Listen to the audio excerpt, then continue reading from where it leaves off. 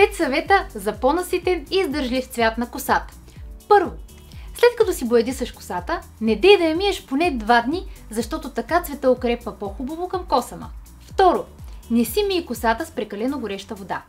Аз като повечето жени обожавам горещите душове, но поне когато отмиваш продуктите от нея, използвай по-хладка вода. Трето, използвай продукти без сулфати.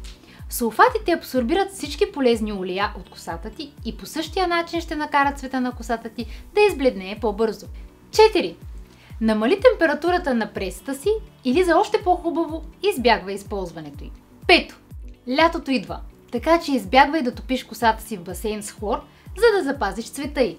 Аз поръчах безамонячната боя на Color & Swan от сайта на BioLife Cosmetics.